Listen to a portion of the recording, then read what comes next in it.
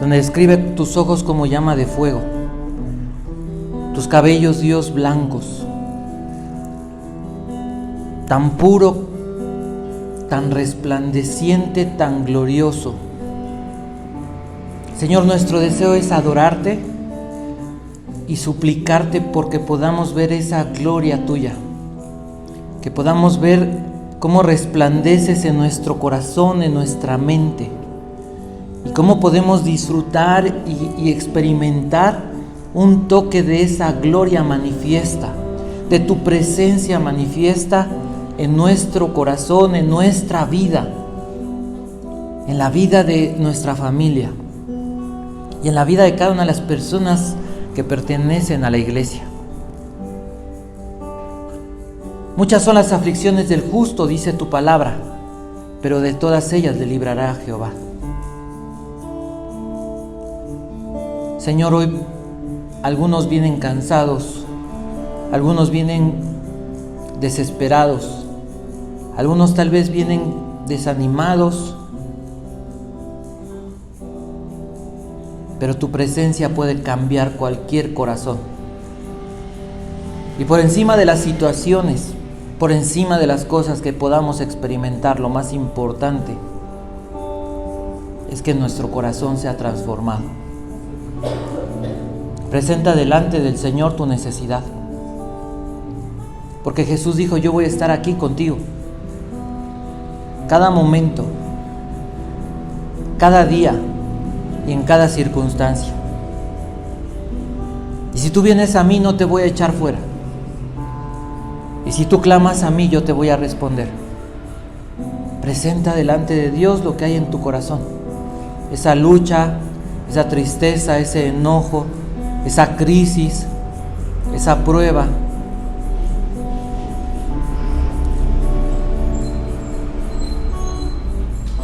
Ruega, suplica, clama, porque Dios va a responderte.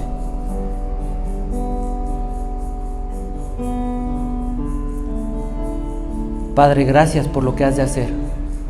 Levanta tus manos.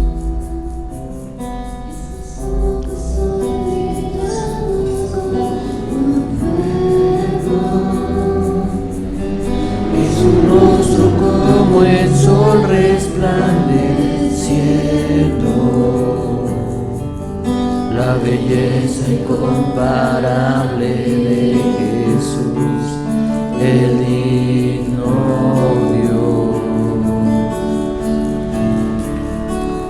Muestra esa voz que como estruendo resuena, y la santidad que es tu vestimenta, ante mí vemos en Jesús, el digno Dios.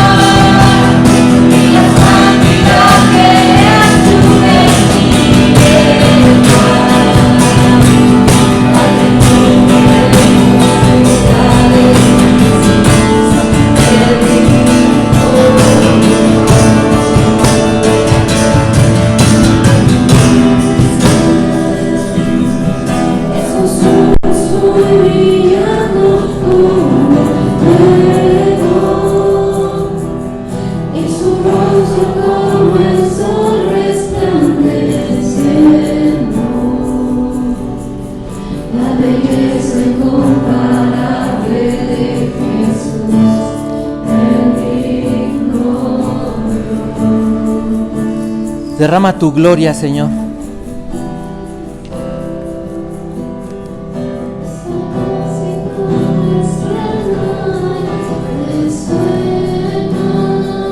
Derrama tu amor, Dios. Derrama tu bendición, Padre. Sácianos de todo tu bien, Señor. Y gracias, Dios, por lo que tú has de hacer. Porque hemos de ver la gloria de Dios en el mundo de los vivientes, dice tu palabra. Gracias, Padre, en el nombre de Cristo Jesús oramos. Te bendecimos y te alabamos. Amén. Podemos darle un aplauso a nuestro Señor.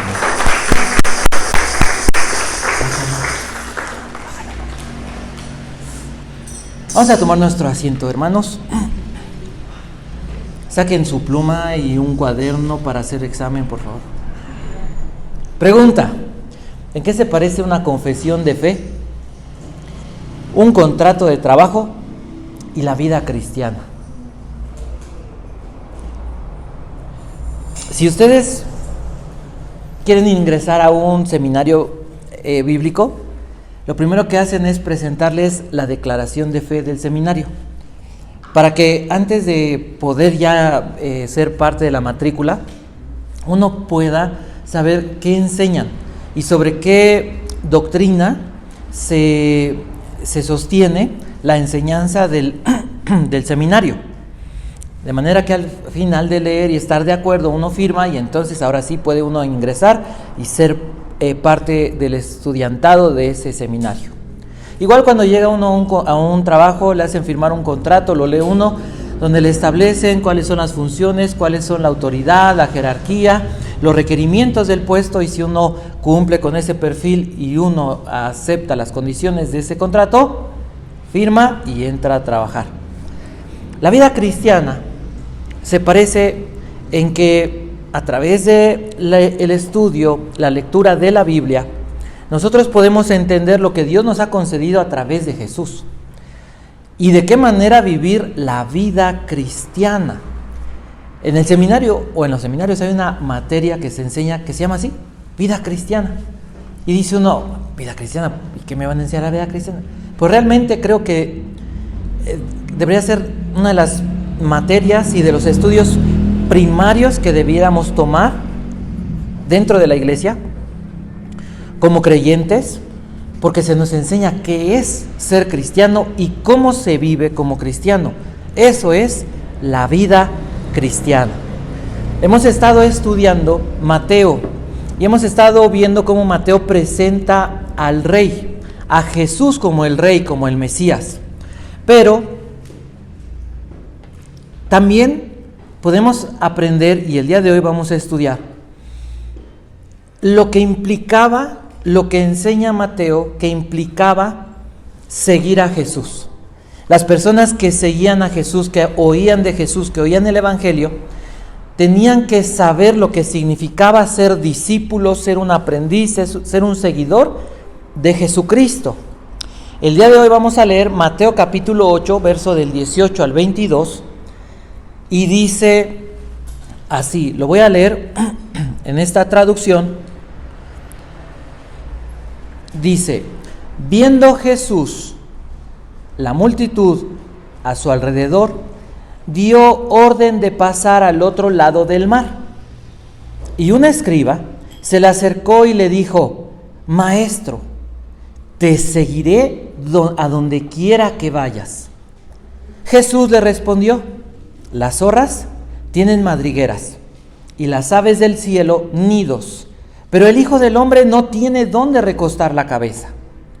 Otro de los discípulos le dijo: Señor, permíteme que vaya primero y entierre a mi Padre. Pero Jesús le contestó: ven tras de mí y deja que los muertos entierren a sus muertos. Al entrar les dieron un ticket de abordaje. ¿Qué está pasando en este momento? ¿De qué se trata esta historia? Quiero que piensen ustedes y puedan trasladarse con su mente, con su imaginación.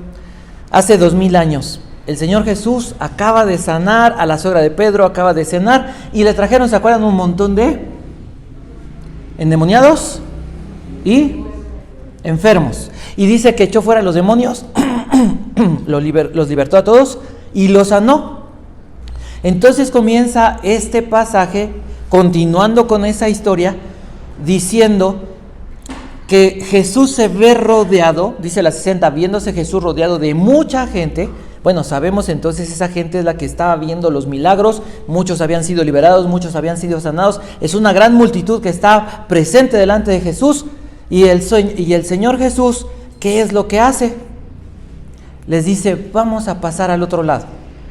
Hay una barca, y Jesús les dice, vamos a ir al otro lado, vamos a abordar la barca.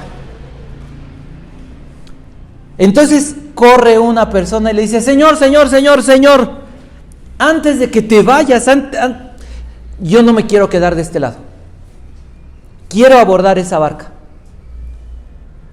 Y otro, cuando escucha lo que Jesús le responde a este hombre, le dice, Señor, yo no me quiero ir en esa barca, yo tengo algunas cosas pendientes.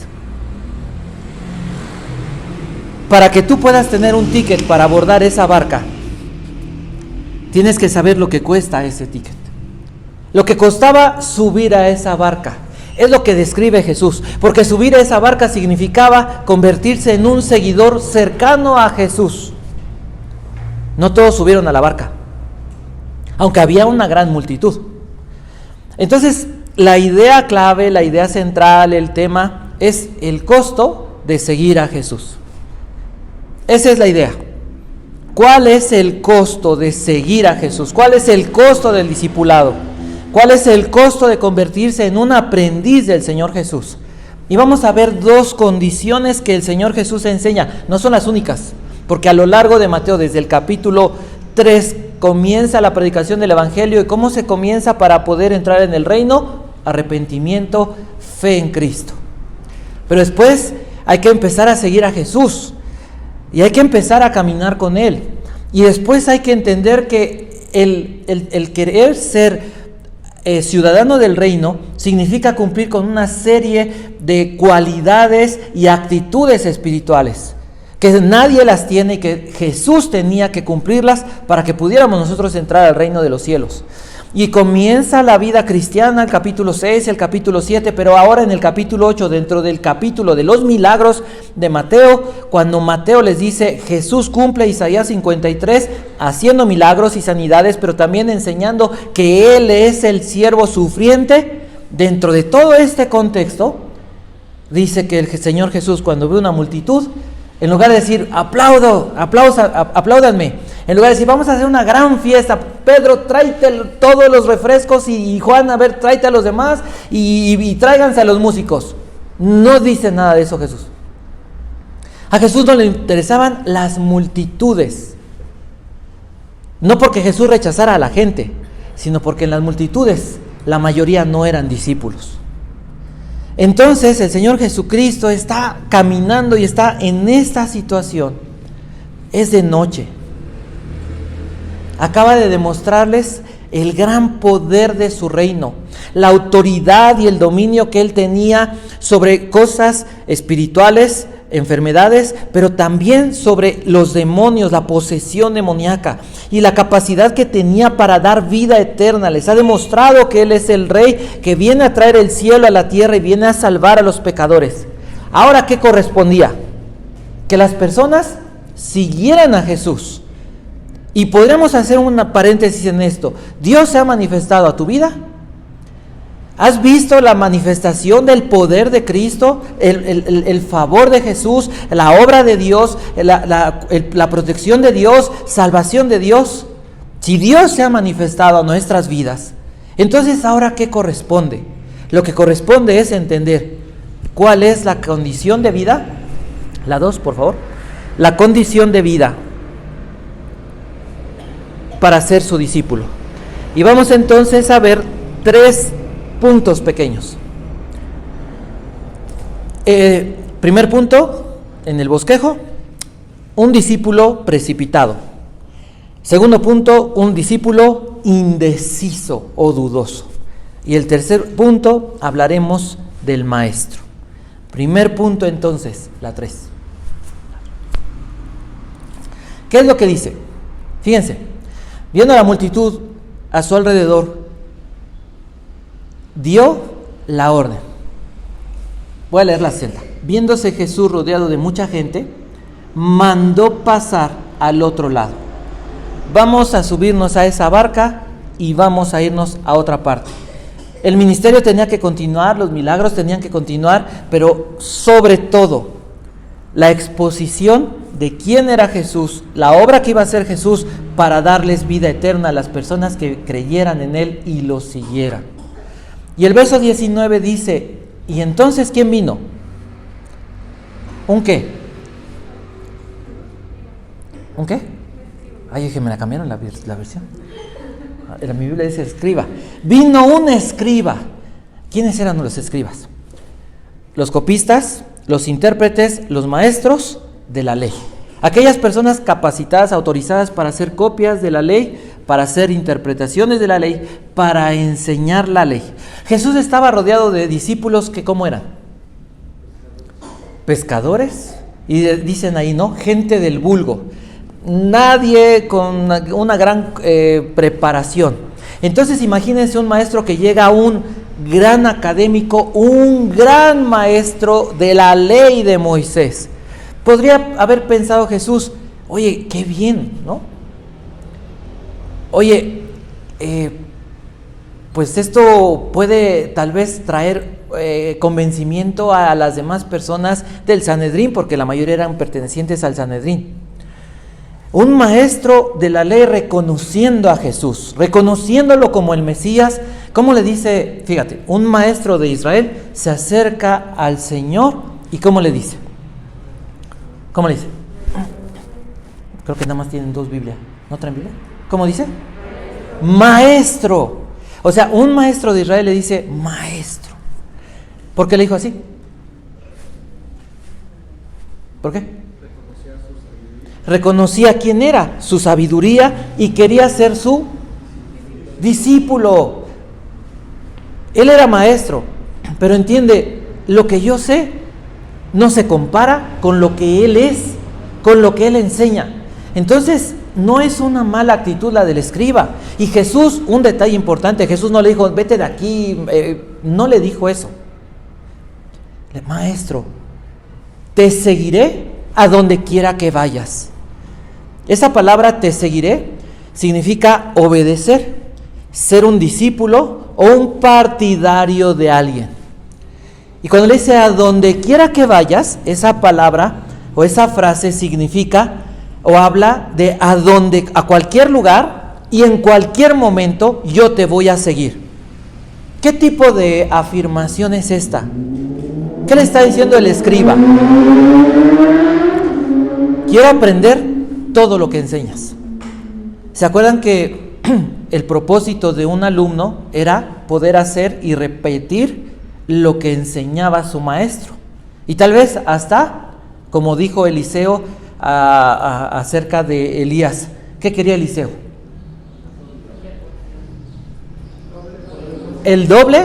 La doble porción, el doble de la unción que tenía Elías. Ese era el propósito de un alumno, crecer y llegar a ser igual o más sabio, con más conocimiento que su maestro. Era una afirmación extraordinaria. Este hombre decía, yo quiero saber lo que tú sabes, hacer lo que tú haces. ¿Qué hacía Jesús? Predicaba, pero hacía cosas extraordinarias, milagros. Este hombre dice, Señor, quiero hacer lo mismo que tú haces. Pero, ¿cuál fue la respuesta del Señor Jesús? ¿Qué le dice en el verso 20? Jesús le dijo, no. ¿Qué le dijo? No aparece ningún no. ¿Están de acuerdo? No lo rechazó. No le dijo, vete de aquí. Tú no estás calificado. Le da una contestación, le da una respuesta muy curiosa a nuestro pensamiento hoy. Pero esta frase o este verso, Jesús le dijo, las zorras tienen guaridas y las aves del cielo nidos, Mas el Hijo del Hombre hace una comparación. Mira, observa esas zorras. Las zorras eran animales conocidos, muy conocidos en Palestina o en la tierra de Canaán. Y bueno, las aves obviamente también eran muy vistas, muy conocidas, muy entendido. El ejemplo que Jesús le da. ¿Qué es lo que quiere decir en síntesis? Mira, tienen dónde vivir, tienen seguridad, tienen una guarida, tienen dónde llegar.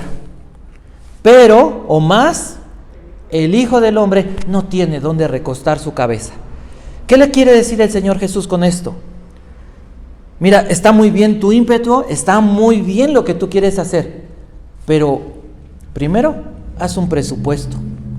Primero mide el precio, el costo. ¿Por qué? ¿Por qué le dice esto?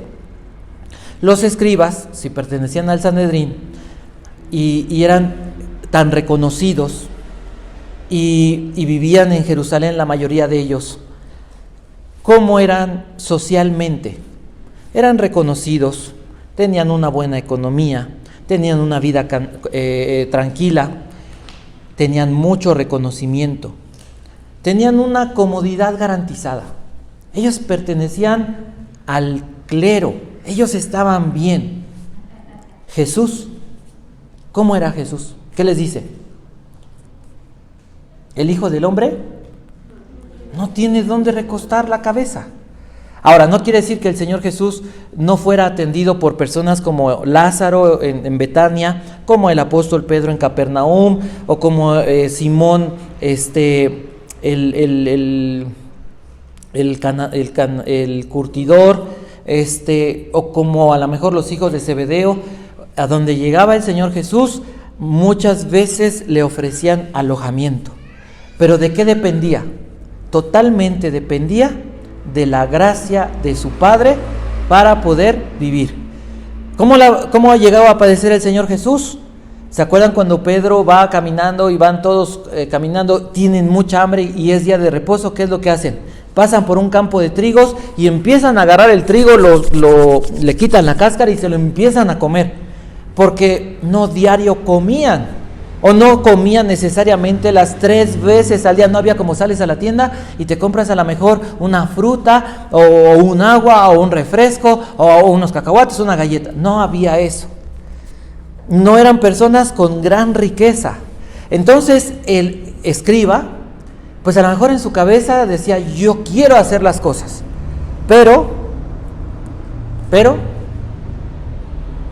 significaba que probablemente iba a tener que perder todo lo que él tenía por costumbre. Jesús no vino a sentarse en un trono. El Señor no vino a decir, vengan y lávenme los pies. Vino a establecer su reino. Vino a salvar a las personas.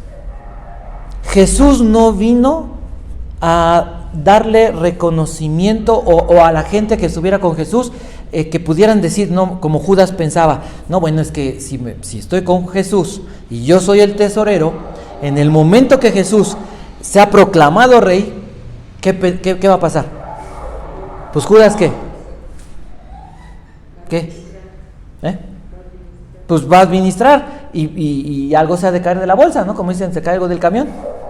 Entonces, fíjense en algo, y eso es natural. ¿En qué momento Judas se dio cuenta que Jesús no iba a reinar? ¿Cuándo decide Judas traicionar a Jesús? Me asusto con sus miradas. Cuando entra en Jerusalén. Cuando fue con el sacerdote a decir que él iba a entregar. Sí, pero ¿cuándo decidió eso? Jesús entra en Jerusalén y ¿qué le dicen todos? ¡Hosana! ¡Palmas! ¡Aplausos! ¿Y qué hace Jesús? Va al templo y les dice, Mateo 23, generación de víboras. ¿Qué dice de Jerusalén? ¡Ay de ti, Jerusalén! No conociste el tiempo de tu visitación. Sale de Jerusalén y se va a Betania. En ese momento Judas dice, ya se acabó esto. Se echó encima al clero, se echó encima a Roma y él mismo ya entiende, no viene a reinar. Va y lo entrega. ¿Qué peligro corremos si nos creemos que paremos de llorar?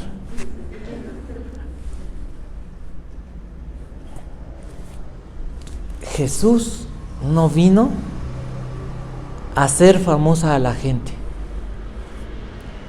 Jesús le dice, ni siquiera tengo dónde dormir. ¿Qué habrá sentido ese hombre?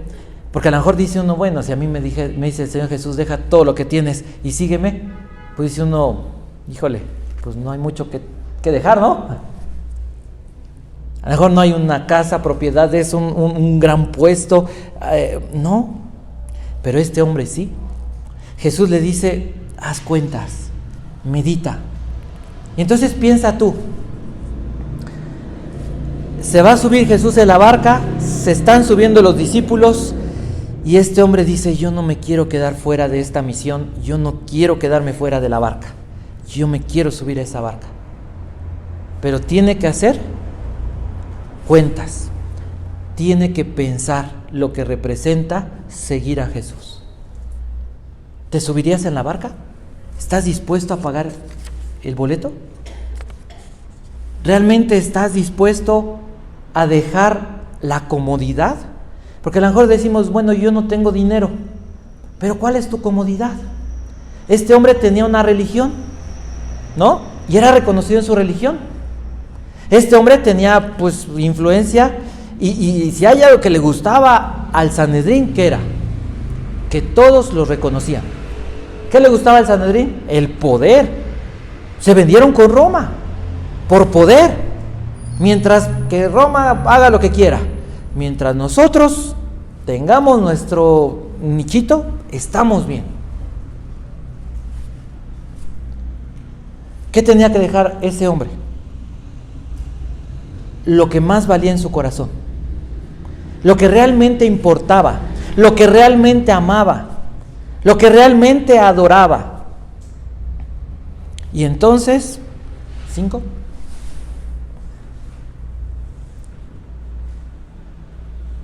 No dice la Biblia que este hombre se haya ido. No dice la Biblia que este hombre se haya quedado. No dice la Biblia que este hombre haya sido rechazado por Jesús. Solamente Jesús le hace una advertencia. Mira, piensa. Piensa lo que significa seguirme. Seguir a Jesús es una obra que no es humana.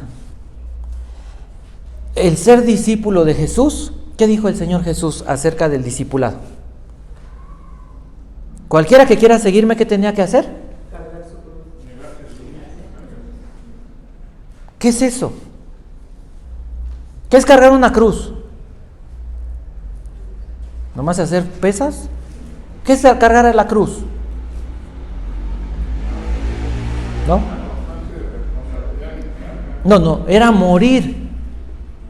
La crucifixión era muerte. ¿Y por qué morías? ¿Porque eras bueno? ¿Por qué crucificaban a la gente? ¿Por qué? Porque eran delincuentes. O sea, cargar la cruz es reconocer, yo no merezco seguirte, porque yo soy un delincuente, porque yo soy perverso, porque yo soy malo. Necesito morir. Para poder seguir a Jesús, necesito morir. ¿Y a alguien le gusta la muerte? Mira, me machuco el dedo y me duele. Ahora imagínate, una cruz. Necesito la ayuda de Dios. Negarme a mí mismo. Vamos a ponerlo fácil. ¿Qué es negarnos a nosotros mismos? Si tú ves un pastel de chocolate, ¿a todos les gusta el chocolate? Si tú ves un pastel de chocolate, ¿te vas a negar? Diría alguien, ese cuerpecito no es de ensaladas. No es de salario mínimo. Porque no nos negamos. Porque nuestro país es el primer lugar en problemas de ¿cómo se llama? La presión, azúcar, el sobrepeso. Porque no nos negamos. No nos negamos. Y estoy hablando de algo muy sencillo. Entremos en nuestro corazón. ¿Estamos dispuestos a negarnos?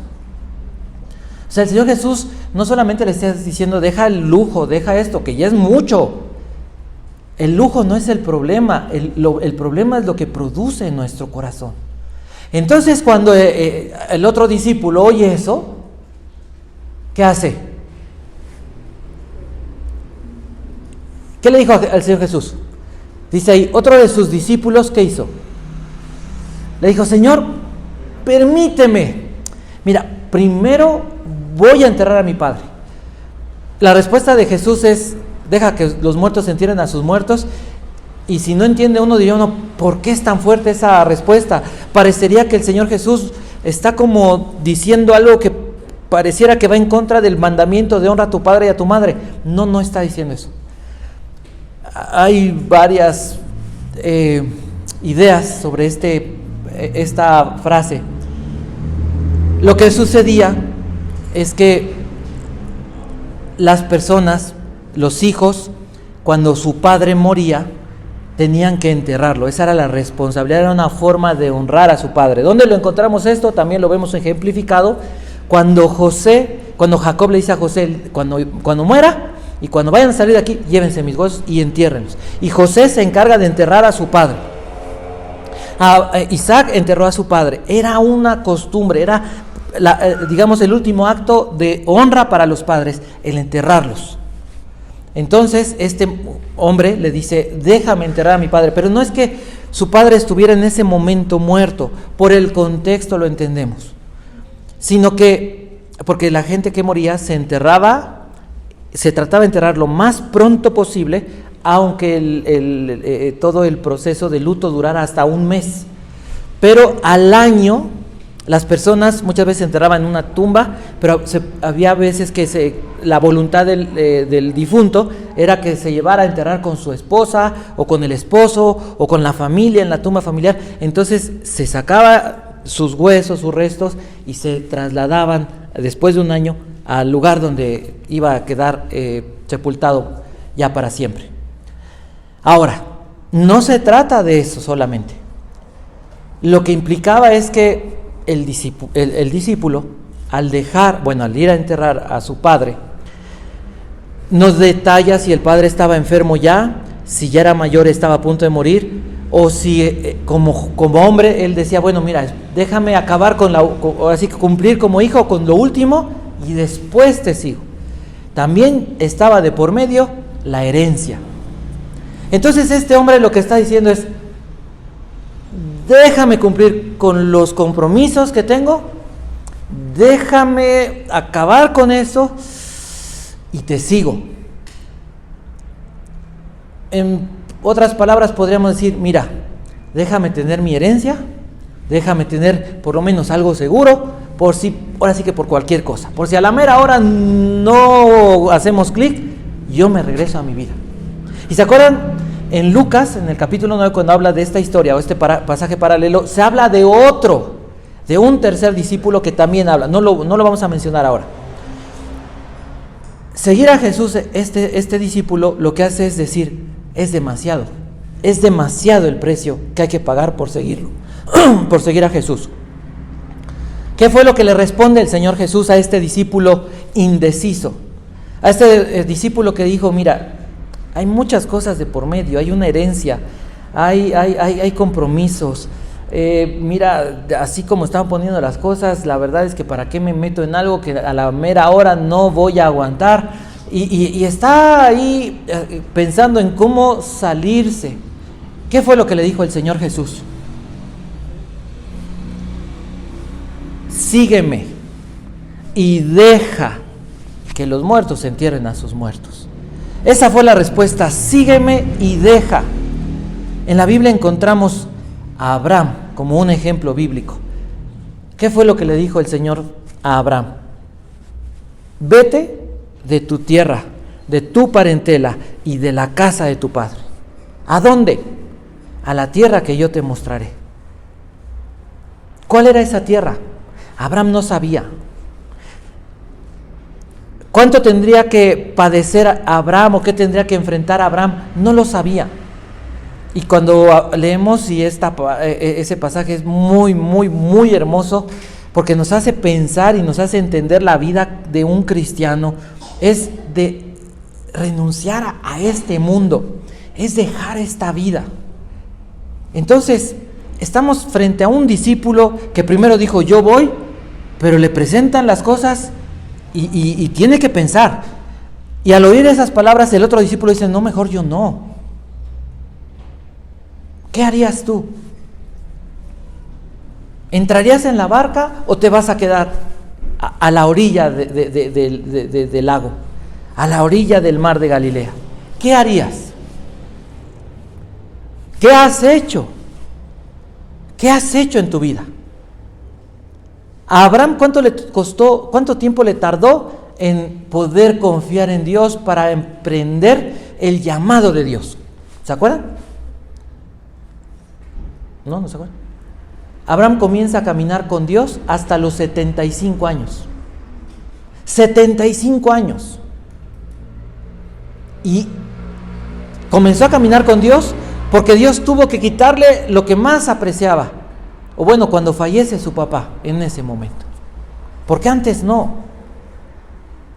Muchas veces tenemos demasiados intereses en cosas del mundo y por eso no seguimos al Señor. La 7, el tercer punto. ¿Qué es lo que dice entonces?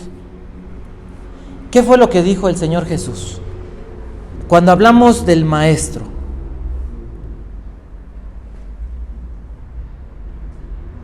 ¿Qué dice la Biblia? Jesús no se impresiona por las multitudes que lo seguían. Prefería los pocos pero verdaderos discípulos. ¿Cuál era el reto? ¿Qué es lo que estaban presenciando estas personas? Para seguir a Jesús, las dos características que estamos viendo. Uno era una fe valiente, sí, pero consciente de lo que se hacía. ¿Qué dice Romanos 12? Que nuestra forma de adorar y de llevar culto a Dios es un culto pensante, es un culto racional.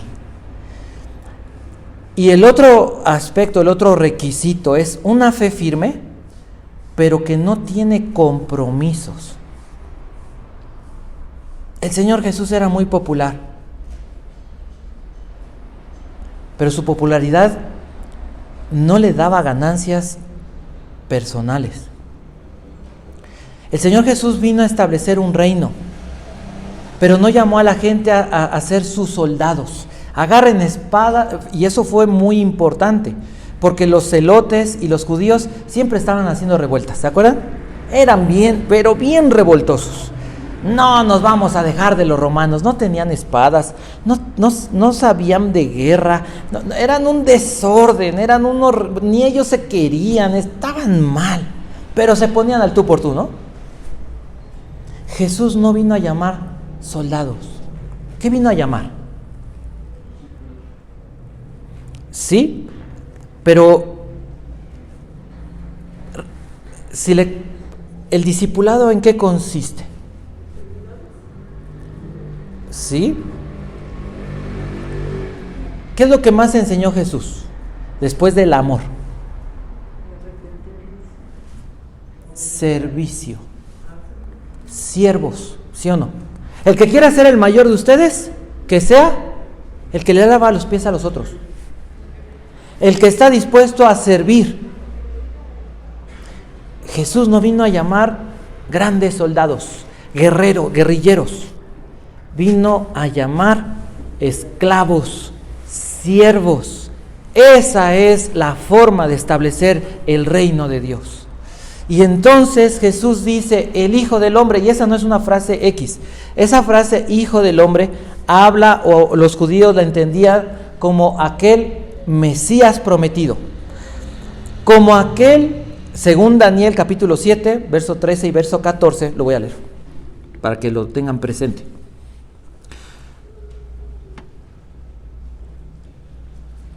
Dice, miraba yo la visión, está hablando Daniel, está escribiendo Daniel, dice, miraba yo la visión de la noche, y he aquí con las nubes del cielo venía uno como un hijo de hombre. ¿Sí? La visión del Hijo del Hombre, que vino hasta el anciano de días y le hicieron acercarse delante de él. Y le fue dado dominio, gloria y reino, para que todos los pueblos, naciones y lenguas le sirvieran. Su dominio es dominio eterno, que nunca pasará, y su reino, uno que no será destruido. Entonces, Jesús, ¿qué les dice? El Hijo del Hombre no está diciendo solamente, hablando de él como humano. Sí, humano en una condición humilde, pero está haciendo referencia a ¿qué? A ese trono, a ese reino eterno que él venía a establecer. Quien le siguiera tenía que entender claramente que él era el Mesías, que creer en él y caminar con él. Ser Mesías significaba que iba a sufrir. Filipenses capítulo 2 del verso 5 al verso 11.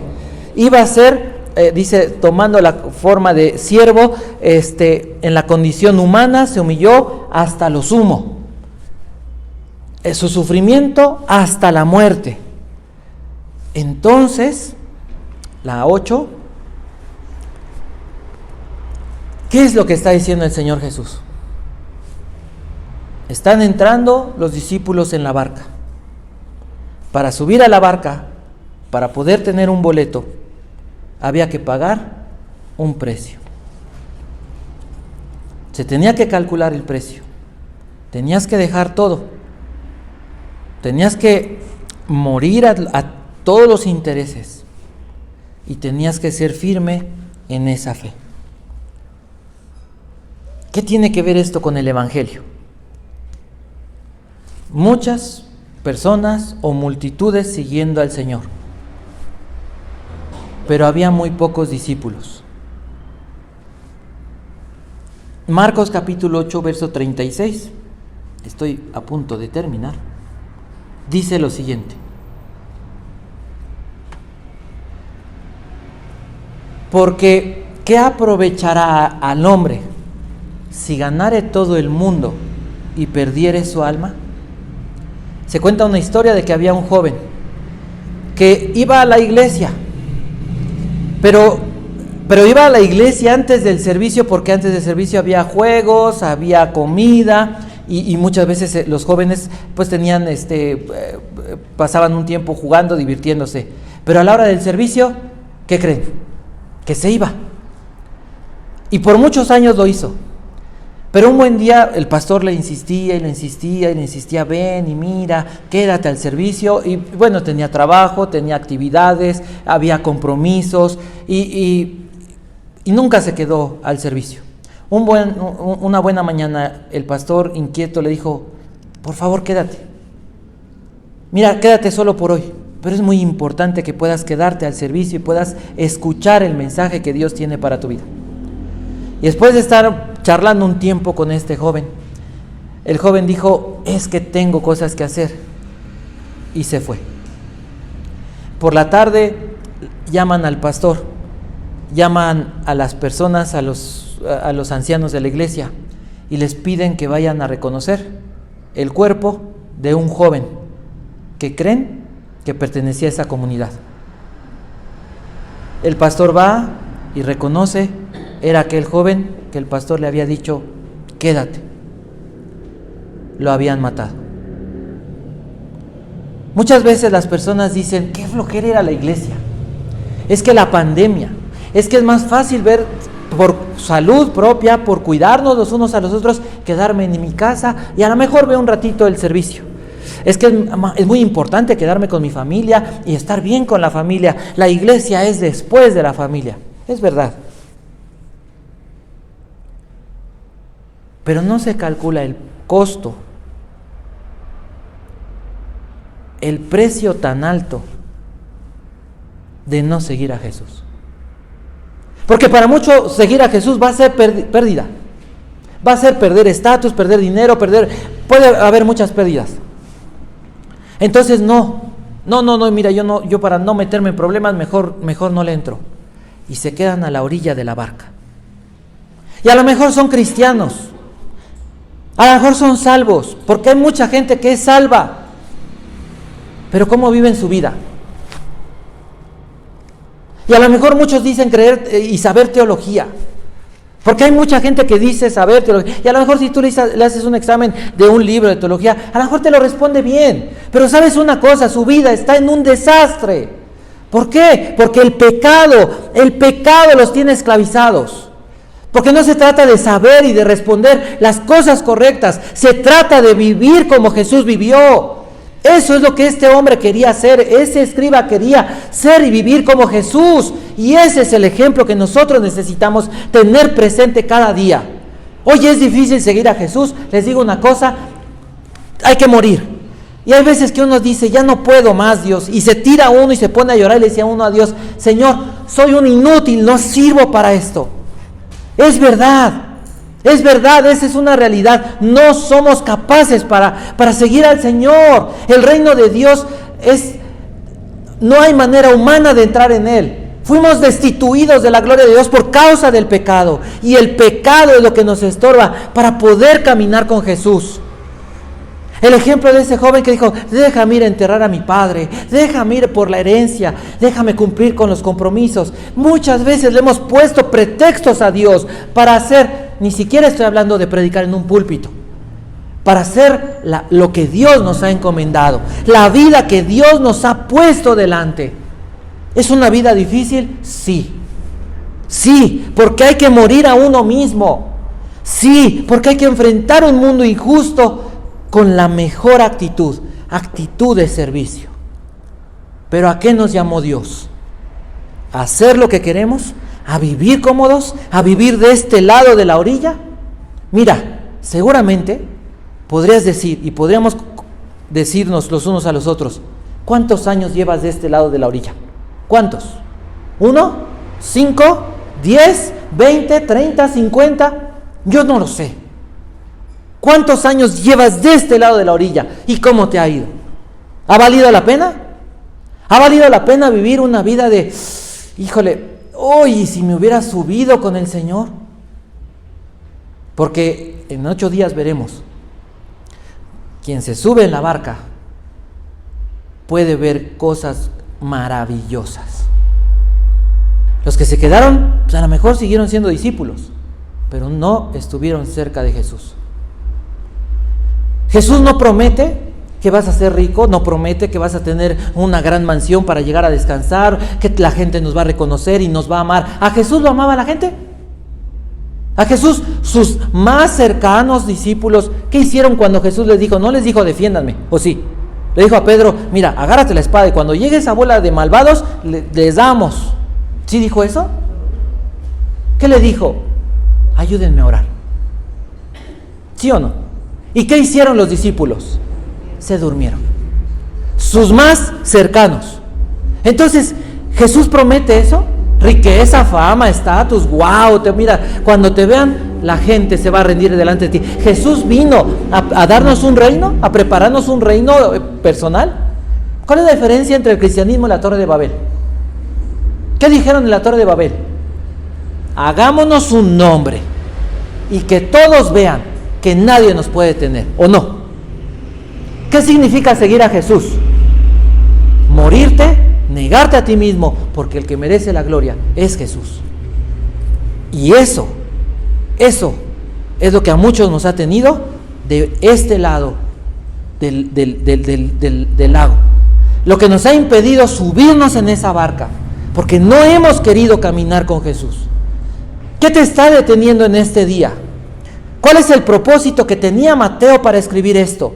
Preparar a los discípulos, decirles, mira, Jesús nunca garantizó que íbamos a ser felices. Los estaban persiguiendo, los estaban matando, los estaban crucificando, los estaban quemando, los echaban a los leones, mataban a las esposas, a los hijos y al final al hombre.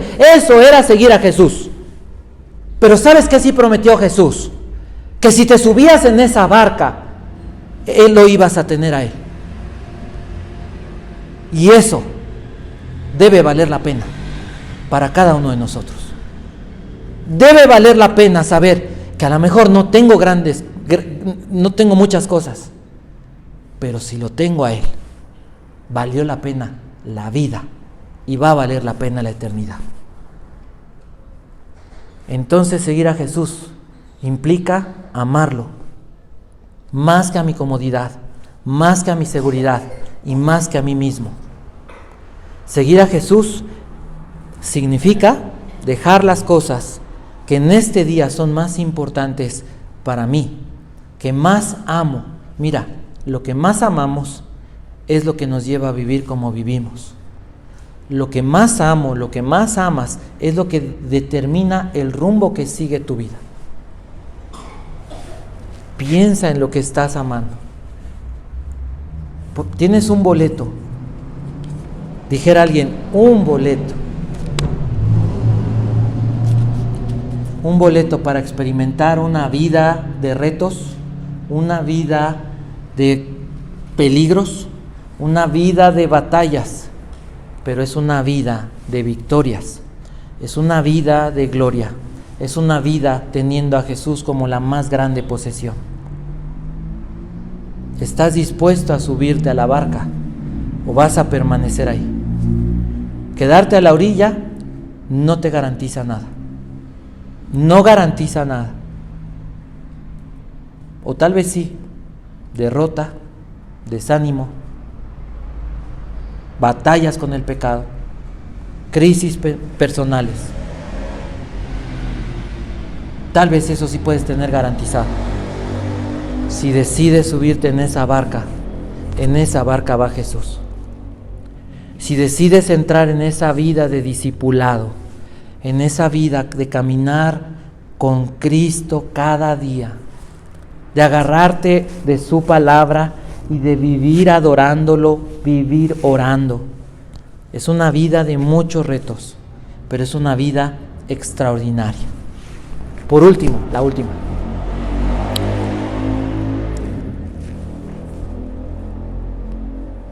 ¿Cuál sería nuestra responsabilidad? Cuando alguien no conoce a Jesús, ¿qué tendría que hacer?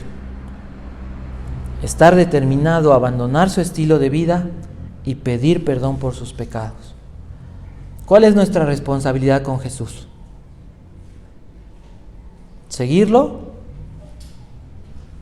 Sin intereses egoístas, sin lealtades divididas,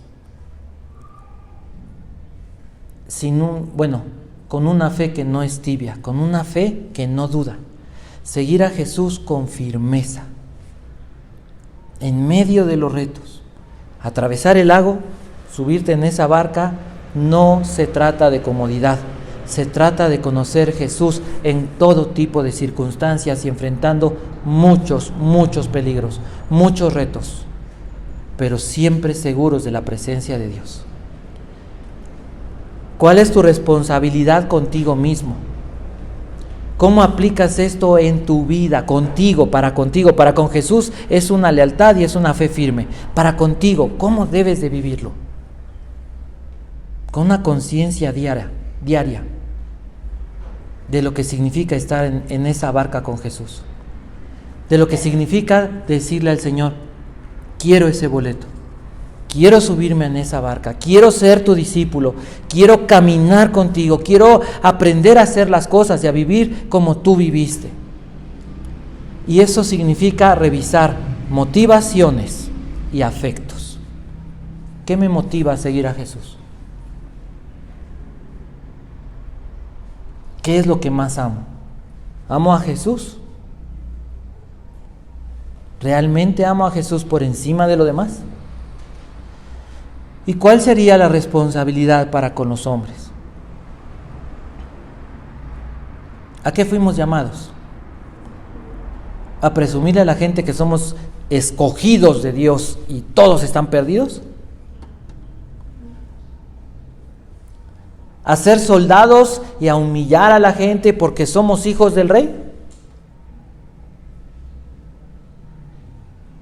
Fuimos llamados a ser esclavos. Fuimos llamados a humillación. Abraham tuvo que cruzar de Ur a Harán. Harán significa brillante, significa algo que está por encima de la cabeza. Y de Harán Dios lo lleva a la tierra de Canaán. Canaán significa humillado, estar de rodillas. Y en esa tierra de Canaán es donde Dios cumplió sus promesas a ese hombre llamado Abraham, que es el padre de la fe, que es el ejemplo de una vida de un creyente consagrado a Dios. Fuimos llamados a servirle a las personas. Vamos a orar. Señor, en el nombre de Jesús,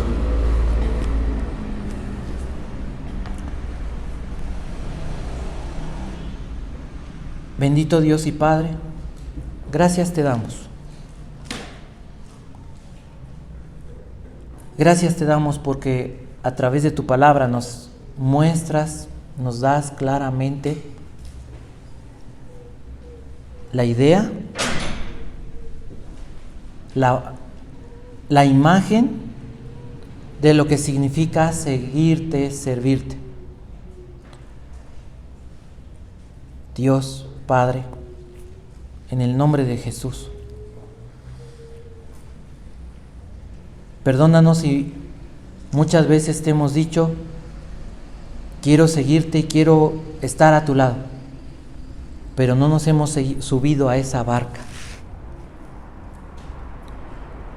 Multitudes iban detrás de ti, pero algunos pocos subieron en esa barca. Algunos intrépidamente dijeron, yo voy, no te vas a ir sin mí. Pero primero tenían que hacer cuentas de lo que implicaba seguirte, dejar intereses egoístas. Dos cosas aprendimos: se requiere una fe intrépida, pero también se requiere no tener una lealtad dividida. Significa que realmente nuestro compromiso primario es contigo. Señor, mucha gente se ha quedado a la orilla del lago. Tristemente, mucha gente ha oído tu palabra, mucha gente ha experimentado a veces cosas maravillosas. Mucha gente ha visto como en aquel tiempo, cómo hay personas que son sacadas de las adicciones, del alcoholismo. Muchas personas han visto cómo sanas personas, cómo cambias el corazón, cómo cambias la vida, cómo produces arrepentimiento y cómo produces esa fe en el corazón decidida a consagrarse. Y se han quedado en la orilla. Muchos han preferido la comodidad de la carne, alimentar su carne, alimentar su ego, alimentar sus deseos, sus pasiones, sus pecados. Muchos han visto, Dios, cómo esa barca se llena, pero no quieren subir. Tu mandato es: deja todo y sígueme. Ese es tu deseo. Eso es lo que tú quieres de cada uno de los que estamos aquí. Pero no nos vas a obligar.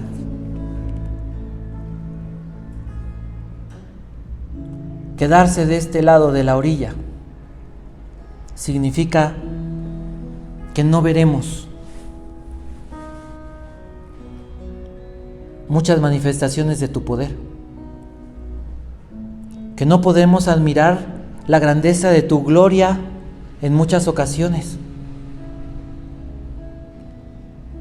y que muy probablemente después de quedarnos en la orilla, mucha gente regresará a sus vidas, regresará a sus casas, regresará a sus intereses personales y seguirán viviendo así.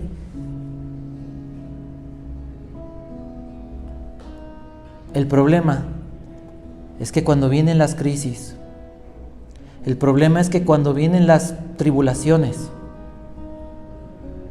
esas personas están bien lejos de ti, no tienen fe, no les alcanza la fe. Y entonces se derrumban emocionalmente, mentalmente. Su vida se les viene abajo porque se exhibe la realidad de su corazón. Quedarse de este lado de la orilla es estar lejos de ti. Es preferir aparente comodidad, aparente seguridad. Pero la realidad es que la tormenta, tarde o temprano, llega a la vida de cada persona.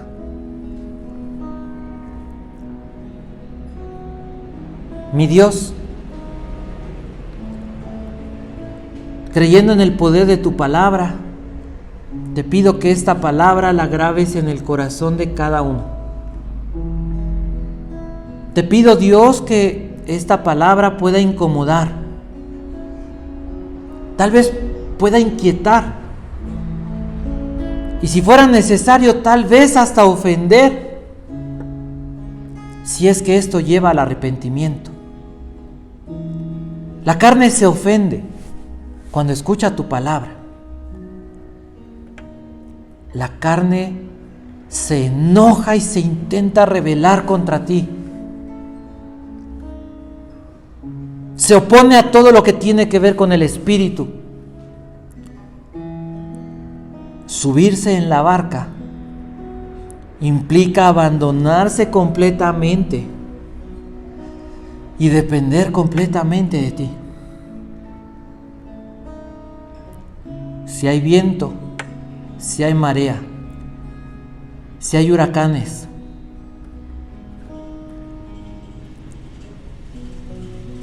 lo único que puede salvar es tu presencia. Pero eso es suficiente. Dios Santo, toca el corazón de mis hermanos. Toca nuestros corazones. Tal vez sea el momento de arrepentirte. Hermano, hermana, puede ser un momento importante en tu vida de discípulo. Un momento de decirle al Señor: preferí quedarme en la orilla a seguirte. Preferí mis intereses a arriesgarlo todo. Preferí vivir de este lado. Tengo lealtades comprometidas. Tengo muchos compromisos con el mundo que me impiden seguirte realmente. ¿Qué es lo que te impide caminar con Jesús?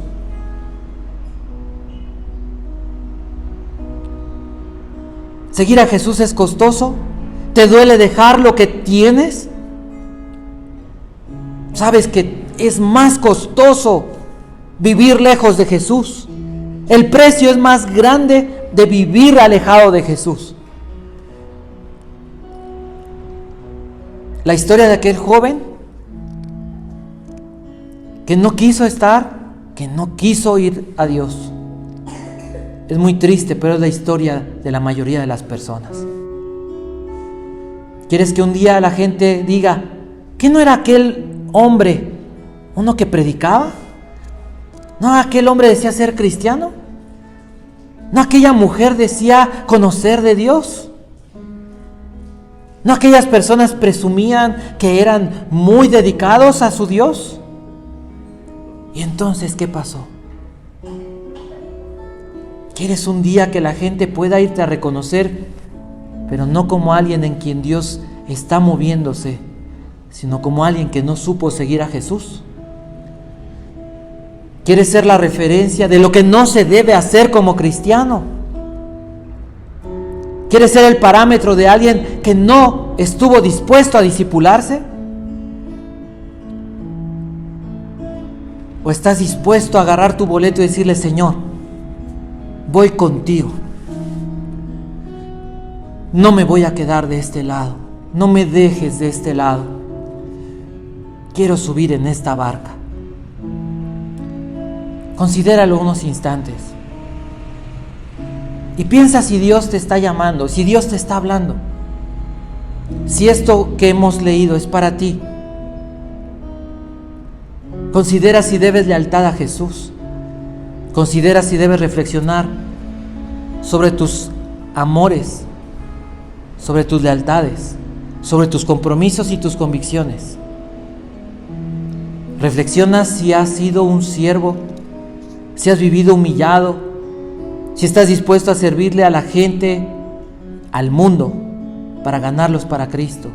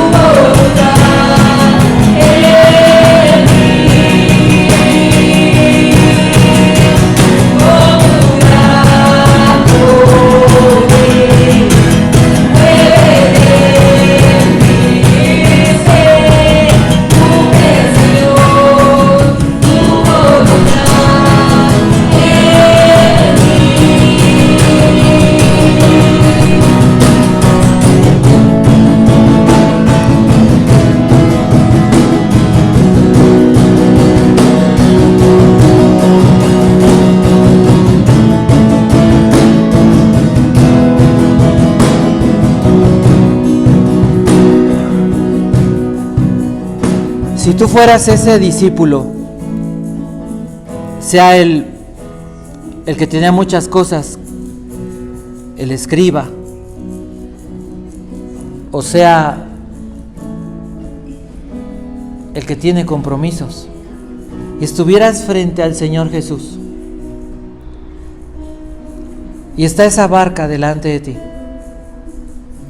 esa vida consagrada, esa vida entregada, esa vida de discípulo, esa vida que camina y que enfrenta las cosas de la mano de Jesús, esa vida que pone sus ojos en el autor y consumador de la fe, esa vida que dice el apóstol Pablo: todo lo que podría haber ganado lo tengo por pérdida.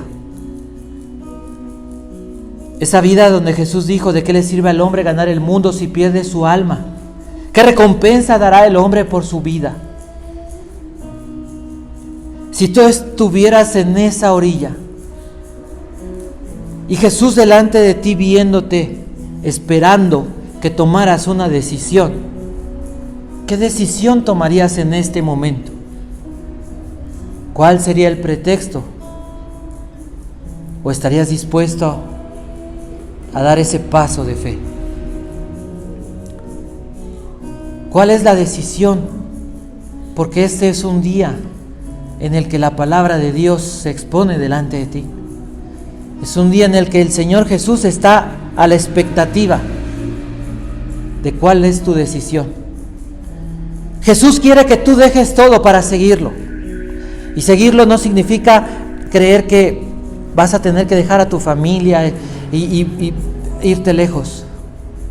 Significa caminar cada día humillado para vivir y ganar almas para Cristo. Vivir a la manera de Jesús, vivir siguiendo la voluntad de Dios. ¿Qué vas a hacer? Es tu decisión. Yo la respeto, Dios la respeta.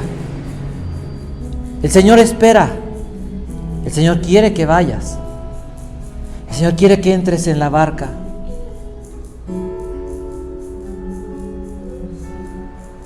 Pero también hay alguien que está esperando,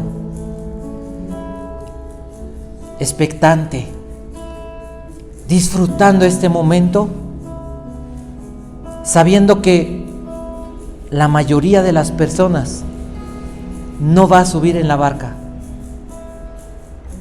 sabiendo que la mayoría de las personas va a decir: me quedo de este lado. Y ese ser malvado es el enemigo. Ha disfrutado mucho ver cómo te has mantenido lejos de Jesús. Ha disfrutado mucho ver cómo te amas tanto, cómo te cuidas tanto, cómo te procuras tanto. Disfruta ver que no estés dispuesto. Disfruta ver que tu corazón tenga la lealtad dividida entre el mundo y Jesús. Disfruta ver que puedes estar a la distancia, pero que no estás dispuesto a caminar, a vivir en su presencia. ¿Qué vas a hacer? Si tú dices: quiero subir en la barca,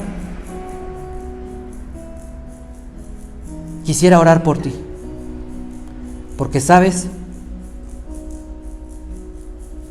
hay un costo.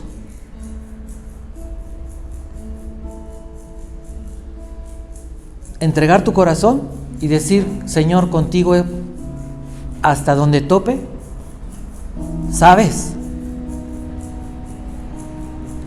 Tiene un precio alto.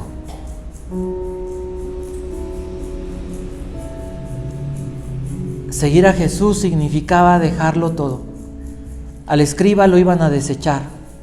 Sus amigos, los escribas, los religiosos, los fariseos, los sacerdotes, lo iban a desechar. Está siguiendo a un hereje, le iban a decir.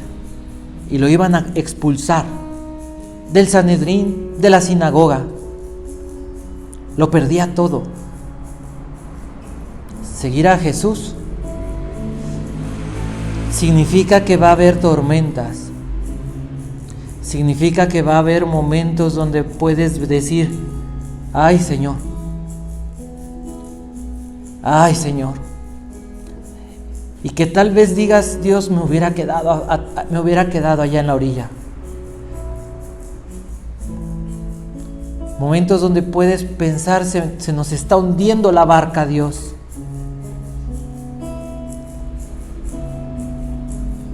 No salimos de esta, Señor. Va a haber momentos donde digas: Dios, ¿en qué me metí, Señor? No me alcanza la fe.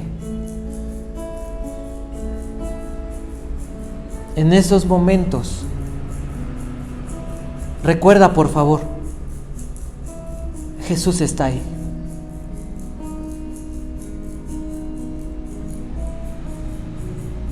Y Él garantiza que la barca no se hunde. Él garantiza su presencia. Él garantiza que aunque lo perdieras todo, lo ganas a Él. Que Él va a estar ahí contigo.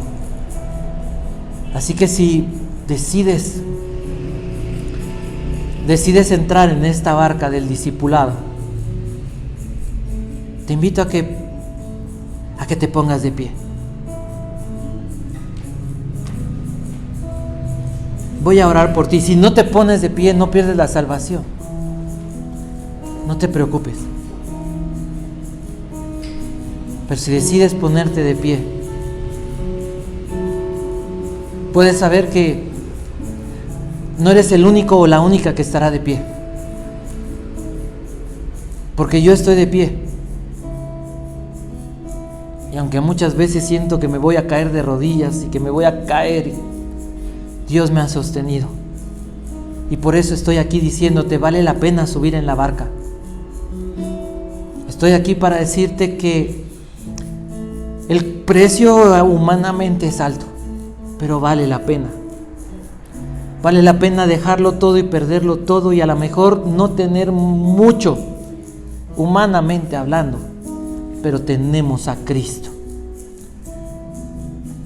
Te garantizo, tenemos a Jesús. Y vamos a vencer. Y vamos a salir adelante. Y vamos a poder decir, como el apóstol Pablo decía: sé vivir sin tener nada, pero también he vivido en abundancia.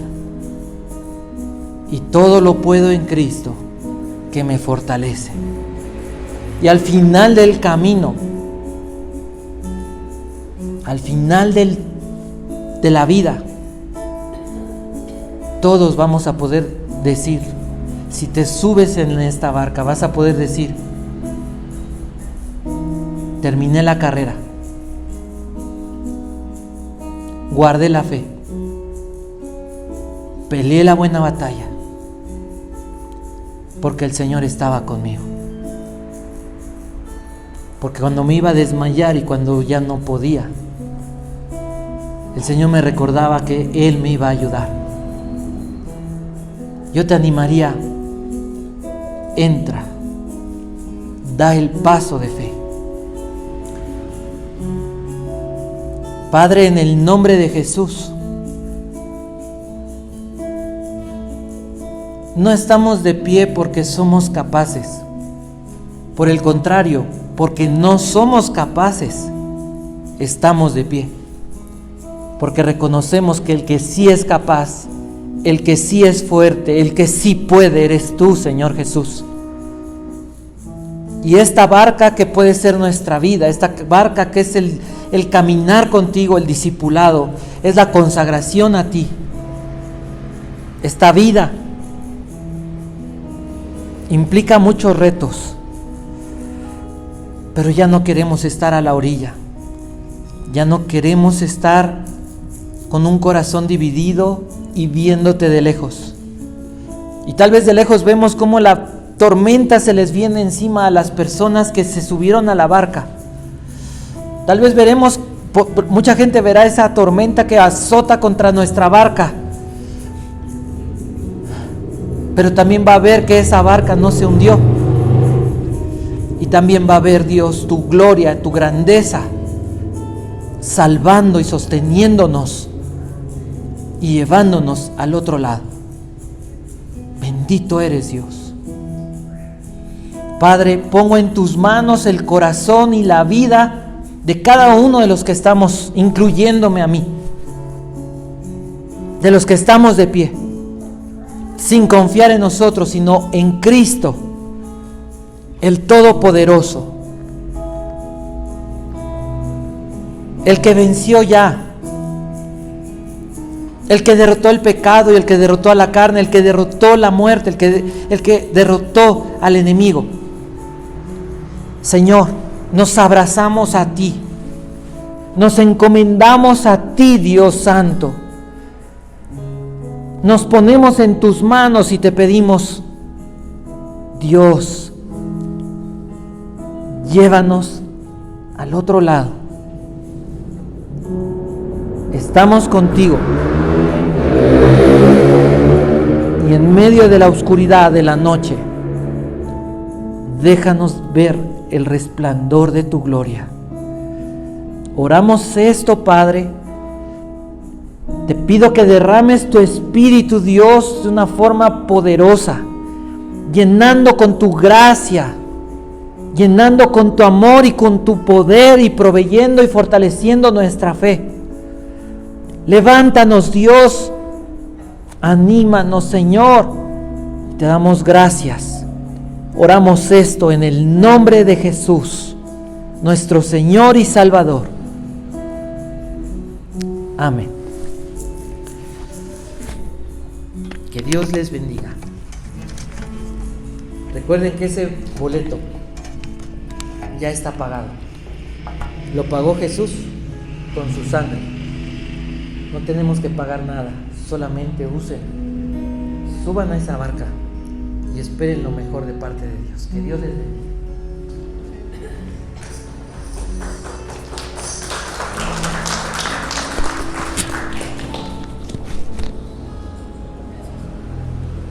Sí.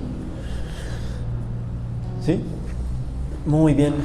Bien, hermanos, vamos a nuestro devocional de los diezmos y ofrendas y podemos retomar algunos puntos de la predicación, de esta enseñanza, y podríamos recordar que Jesús está recién teniendo contacto con una multitud, y de esa multitud decide apartar a sus discípulos para darle la instrucción de continuar, de subirse a la barca y de pasar al otro lado. Y en el aspecto de los diezmos y ofrendas creo que podemos reflexionar y considerarnos privilegiados, porque hemos sido de esas personas, las personas que hemos sido redimidos, que somos salvos, que Dios nos ha dado una nueva naturaleza, nos ha rescatado de una multitud de personas que tal vez vieron a Jesús, de personas que tal vez están familiarizados con su obra, con su gracia común, con sus enseñanzas, pero que no fueron de sus seguidores cercanos, de sus seguidores comprometidos, que en algún tiempo esas multitudes eran obstáculos para que realmente los seguidores más comprometidos se acercaran a Jesús, que esas multitudes en algún tiempo estuvieron dispuestas a gritar y a decir que lo crucificaran. Y entonces, si nosotros hemos nacido de nuevo, podemos entender que nos ha rescatado de ese lugar. Y también podríamos recordar que pues le dice al escriba que es difícil, que hay un costo, y uno de sus discípulos, de los que ya están así descritos, de los que son sus seguidores ya más cercanos, dice, pues escuchando la respuesta de Jesús, dice, mira, mejor me voy. ¿Y qué le dice Jesús? Le dice, sígueme, tú sígueme. Entonces también podemos tomarlo en cuenta, podemos pensar que esa es una promesa de Dios, que no es propiamente que Dios diga, bueno, pues échenle ganas, esfuércense, pongan todos sus recursos, todos sus valores, sus capacidades, y miren, esto va a estar, pues a ver cómo les va. Podemos recordar que es Jesús el que nos da ese valor, que es Jesús el que lo produce en nosotros. Y dice Filipenses, si ha comenzado en nosotros su buena obra, la va a perfeccionar hasta el día de Jesucristo. Jesús mismo se ha comprometido por Él mismo, por el poder del Espíritu Santo, por el plan del Padre Celestial, a hacer que sus seguidores perseveremos. Entonces podríamos recordar eso, y quiero leerles una parte de un pasaje paralelo, Lucas 9:60, que describe los mismos eventos, y le dice a un discípulo: ven tú ven y anuncia el reino de Dios. Parte de seguir a Jesús, parte de esa instrucción que Dios nos da, de esa promesa que nos da que va a estar con nosotros en nuestro discipulado, implica que nosotros anunciemos el reino de Dios. Y lo podemos hacer presencialmente, lo podemos hacer platicando, lo podemos hacer con nuestro prójimo cercano, pero también el hecho de que nosotros demos nuestros diezmos y ofrendas forma parte de esa proyección del evangelio, del reino, hacia otros lugares, hacia personas que no estamos inmediatamente, que no podemos tener contacto presencial con ellos. Entonces también vamos a confiar en Dios y vamos a entender que anunciar el reino de Dios implica que nosotros le demos de nuestros diezmos y ofrendas. Vamos a orar. Padre Santo, te damos muchas gracias porque nos rescataste de una vana manera de vivir, porque nos redimiste, porque nos hiciste nuevas personas, porque nos diste esa nueva naturaleza y ese nuevo nacimiento. Y como parte de tus seguidores, de tus discípulos, de tus personas, de una nueva creación, tú nos das la responsabilidad de darte nuestros diezmos y ofrendas. Te damos gracias, Padre, porque es una instrucción que tú esperas que obedezcamos y que recibes con ánimo y con gozo y con alegría y con sonrisas el hecho de que nosotros te entreguemos de nuestros bienes, y es una otra forma de anunciar el reino de Dios.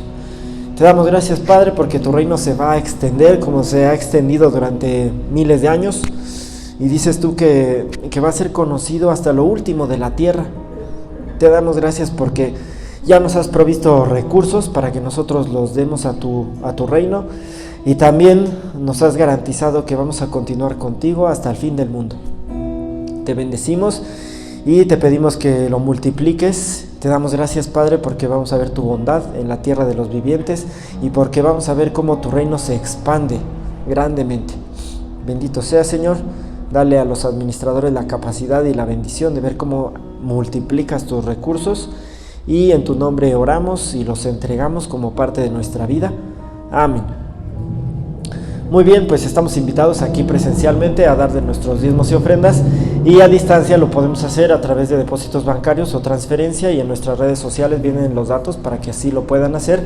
Y bueno, Dios los bendiga y los multiplique, y así lo hará. Y también los invitamos a que nos sigan en nuestras redes sociales, a que vean nuestros contenidos, a que compartan los enlaces, a que se suscriban, a que estemos en contacto a través de las redes sociales, a que le den like, a que compartan todos los contenidos que nosotros tenemos. Y bueno, pues también podemos tener un buen vínculo a distancia. Vamos a continuar con el servicio y que Dios los bendiga.